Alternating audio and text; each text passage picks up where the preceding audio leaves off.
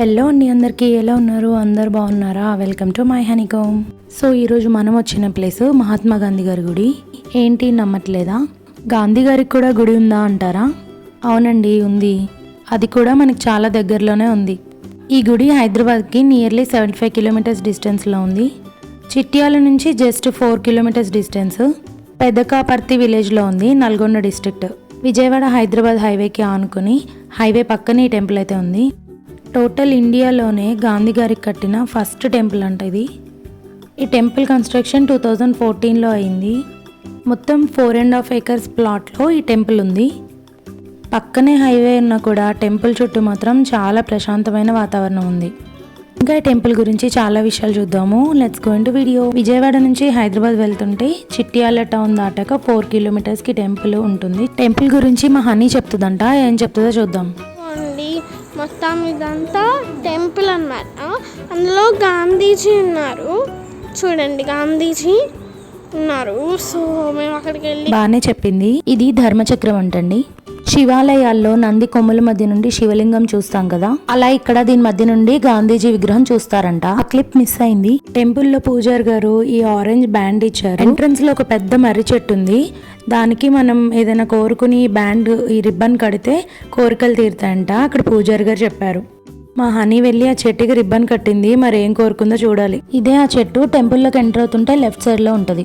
Mahatma Gandhi trust members ఈ temple maintain చేస్తున్నారంట. ప్రతిరోజు నియర్లీ 100 మంది విజిటర్స్ అయితే ఉంటారంట. ప్రతిరోజు కూడా అన్నదాన కార్యక్రమం ఉంటుందంట. పుత్లీబాయ్ గాంధీ గారి పేరు మీద అన్నప్రసాదం ఉంటుందంట. మామూలుగా టెంపుల్స్లో పూజలు ఎలా చేస్తారో సేమ్ ఇక్కడ కూడా గాంధీ గారికి పూజలు చేస్తారంట.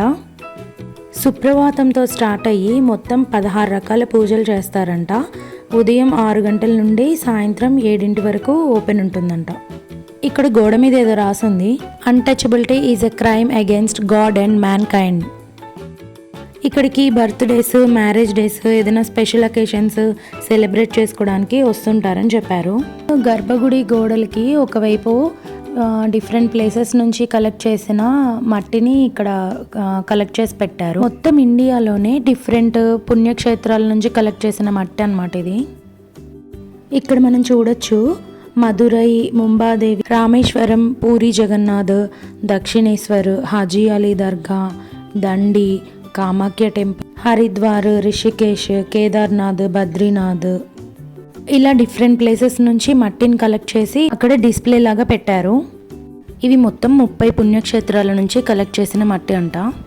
అంతేకాకుండా మరోవైపు గోడకి అన్ని మతాల గ్రంథాలని కూడా డిస్ప్లేలో పెట్టారు.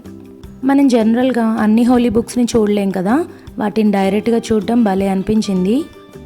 మా హనీ కూడా వాటన్నిటిని చూస్తూ చాలా ఎగ్జైటెడ్గా ఫీల్ అయింది.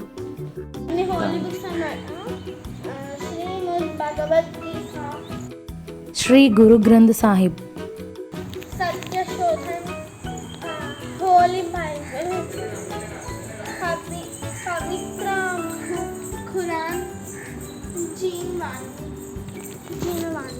జీనవాణి అనేది జైనుల మత గ్రంథం అంట. అలాగే గురు గ్రంథ్ సాహిబ్ అంటే సిక్కుల మత గ్రంథం. ఇవి రెండు చూడడం అయితే ఫస్ట్ టైం, అసలు నేను ఇప్పటివరకు చూడలేదు. ఇక్కడ మేము ఏం చేసేస్తున్నామో అని మా బుడ్డిది పరుగులు పెట్టుకుని మరి వచ్చేసింది మా దగ్గరికి. వెరైటీగా అనిపించింది. ముందు వైపు అంతా ట్రాఫిక్ సౌండ్స్, వెనుక మాత్రం ప్రశాంతమైన వాతావరణం. గ్రౌండ్ ఫ్లోర్లో ఒక చిన్న మ్యూజియం ఇంకా లైబ్రరీ ఉన్నాయంట.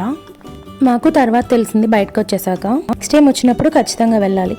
అలా టెంపుల్లో కొద్దిసేపు తిరుగుతూ బిజీ ప్రయాణాన్ని కొద్దిసేపు పాజ్ చేసి మళ్ళీ చకచకా కార్ ఎక్కేసి బయలుదేరిపోయాము.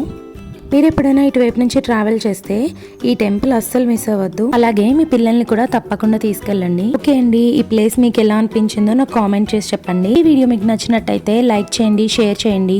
ఇంకా మంచి వీడియోస్ కోసం ఛానల్ సబ్స్క్రైబ్ చేసుకోవడం మాత్రం మర్చిపోకండి. నెక్స్ట్ టైం మరో మంచి వీడియోతో మీ ముందుకు వచ్చేస్తాను. Thanks for watching. Bye bye.